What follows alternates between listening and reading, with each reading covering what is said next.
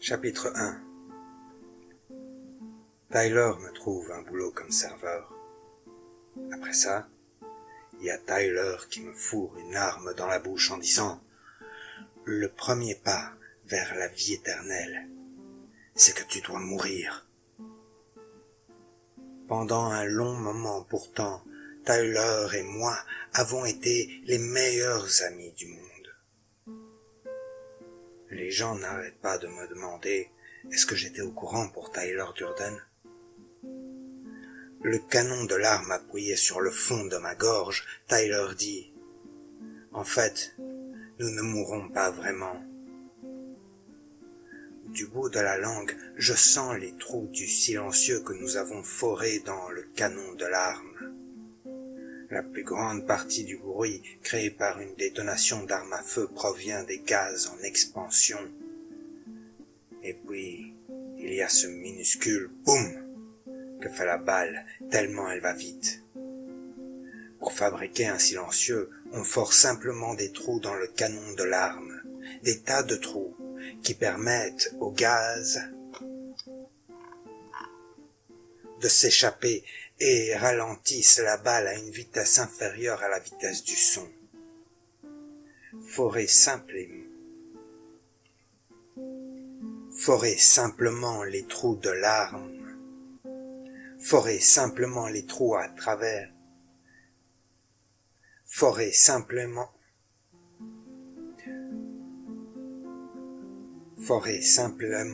les trous de travers et l'arme vous arrache la main en explosant. Ce n'est pas vraiment ça, la mort, dit Tyler. Nous deviendrons légendes. Nous ne vieillirons jamais. Je colle le canon au creux de ma joue d'un coup de langue et je dis « Tyler, c'est au vampire que tu penses. Le bâtiment sur lequel nous nous trouvons ne sera plus là d'ici 10 minutes. Vous prenez de l'acide nitrique fumant concentré à 98% et vous ajoutez 3 fois sa quantité d'acide sulfurique. Opérez dans un bain de glace. Ensuite, ajoutez la glycérine, goutte à goutte, à l'aide d'un instillateur de gouttes oculaires. Vous avez de la nitroglycérine. Je sais ça parce que Tyler le sait. Mélangez la nitro à de la sciure et vous obtenez un gentil petit explosif modelable. Des tas de mecs mélangent leur nitro à du coton en ajoutant des sels de magnésie en guise de sulfate.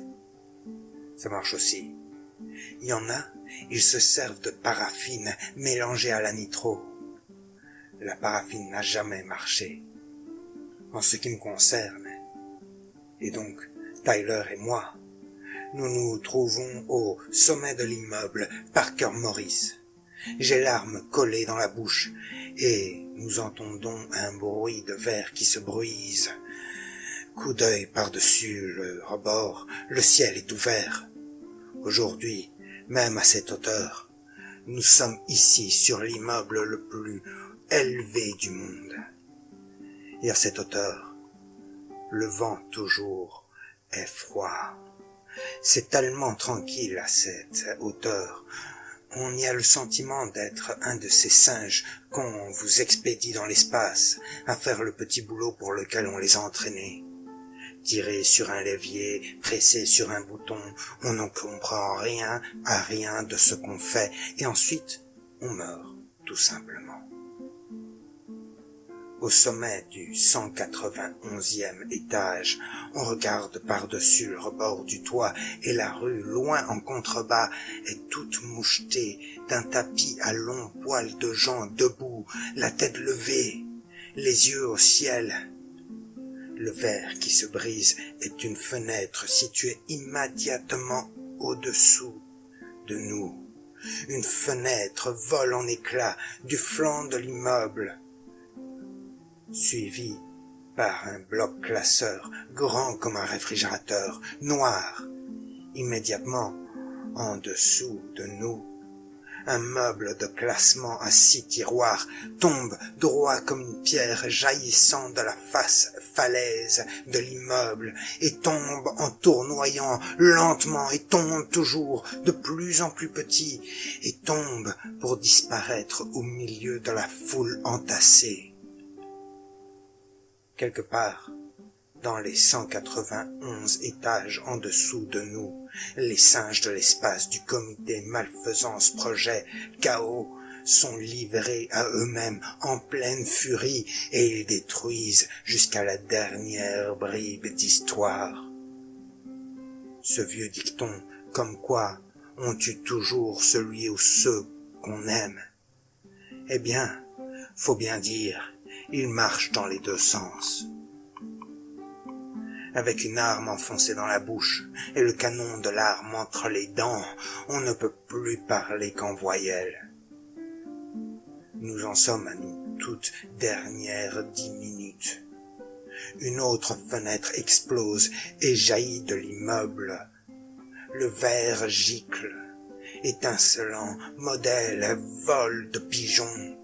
Et puis, un bureau en bois sombre poussé par le comité Malfaisance commence à apparaître centimètre par centimètre au flanc de l'immeuble jusqu'à basculer, puis glisser et enfin se mettre à tournoyer sans dessus-dessous pour se transformer en chose volante, magique, perdue dans la foule. L'immeuble Parker Morris ne sera plus là dans 9 minutes.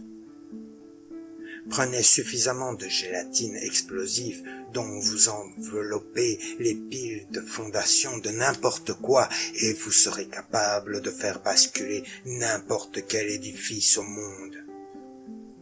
Bien sûr, il faut la tasser et bien l'enserrer de sacs de sable de manière que l'effet de l'explosion proprement dite soit dirigé contre la colonne et ne se perde pas dans le carrelage souterrain alentour de la colonne. Ce petit truc de savoir-faire ne se trouve dans aucun livre d'histoire.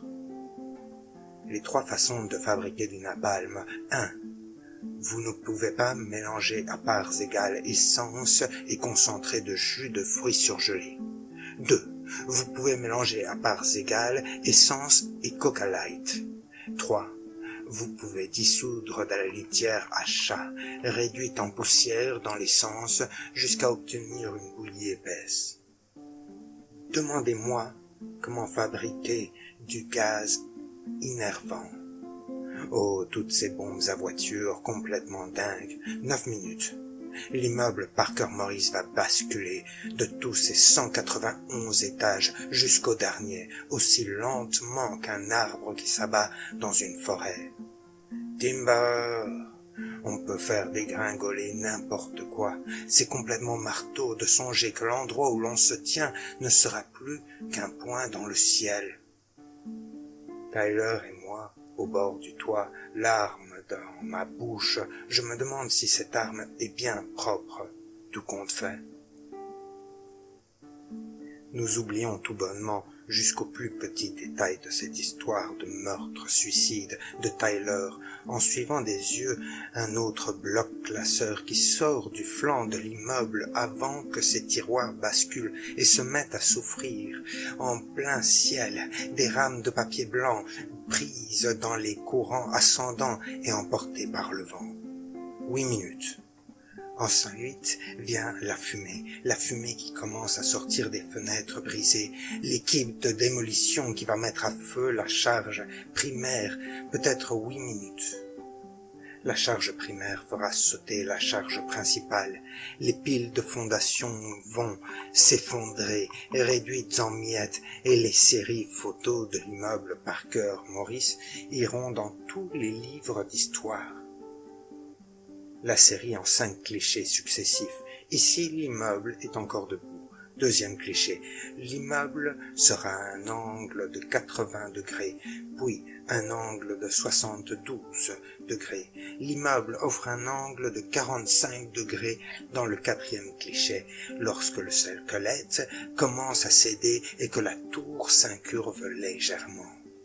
Au dernier instantané, la tour avec ses 191 étages au complet va se fracasser sur le musée national qui est la véritable cible de Tyler. C'est ceci notre monde maintenant, notre monde à nous, dit Tyler, et tous ces gens de jadis sont morts.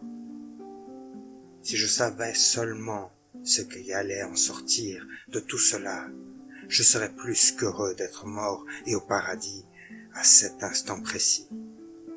7 minutes, au sommet de l'immeuble Parker Morris, avec l'arme de Tyler dans ma bouche, tandis que bureaux, meubles, classeurs et ordinateurs dégringolent comme autant de météores sur la foule autour de l'immeuble et que la fumée en panache des fenêtres brisées, tandis que l'équipe de démolition postée 3 blocs plus loin a les yeux rivés sur son compte à rebours, je sais tout ce qu'il en est.